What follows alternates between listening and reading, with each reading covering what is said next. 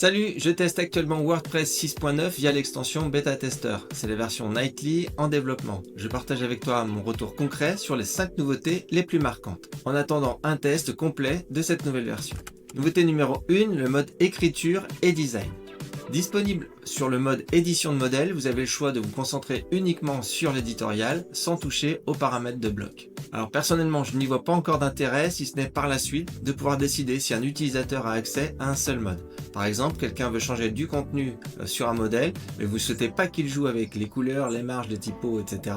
Eh bien, il pourrait être cantonné à éditer que du texte. La nouveauté numéro 2, les commentaires intégrés au bloc. Je vous ai déjà fait la démonstration dans une précédente vidéo. Fini les échanges par email avec les clients du type change d'image de la section 3. Maintenant, le commentaire est directement sur le bloc concerné. Pour les freelances qui travaillent avec des équipes, cette fonctionnalité simplifie vraiment les allers-retours. Nouveauté numéro 3, le masquage de bloc sans suppression.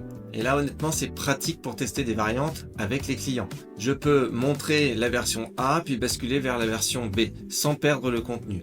Ou alors pour les agences qui font du A/B testing ou qui préparent des contenus saisonniers, c'est un gain de temps appréciable. Alors c'est aujourd'hui possible avec une extension comme Block Visibility, mais j'ai hâte de voir cette fonctionnalité embarquée dans WordPress. Nouveauté numéro 4, l'amélioration des performances. Alors à chaque nouvelle version, les performances sont améliorées. Et là, je fais confiance à l'équipe qui s'en charge, car de mon côté, cela fait déjà quelques versions que je ne ressens pas de ralentissement sur l'administration. Nouveauté numéro 5, le commande palette étendu. La commande CTRL-K, ça existe déjà depuis plusieurs versions, et malgré mon utilisation des raccourcis, j'avoue que je n'utilise pas la palette de commandes. Mais je sais que cela va changer, déjà par son utilisation contextuelle, elle sera maintenant présente dans tout ce que vous ferez et vous proposera des commandes adaptées. Mais il est fort à parier que cette commande embarquera sous peu une IA. Je vous invite à regarder mes vidéos sur Telex et que nous l'utiliserons tous au quotidien. À noter dans ce 6.9 qu'il n'y aura pas de thème par défaut. Est-ce dû à la baisse d'implication des équipes d'automatique, au fait qu'il existe déjà sur le marché des thèmes ultra performants? En tout cas, mon avis, c'est que depuis le FSE, le thème n'a plus du tout le même intérêt qu'avant. Il est au service des blocs Gutenberg. Ce qui fait la différence entre deux thèmes FSE, ce sont essentiellement les compositions et les modèles qu'ils proposent déjà.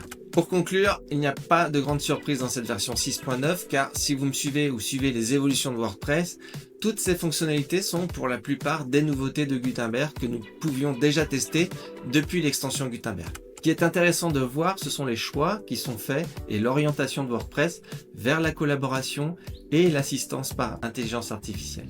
Abonne-toi si tu ne l'as pas encore fait pour être alerté de mes prochaines vidéos sur les nouveautés et astuces WordPress. Ciao!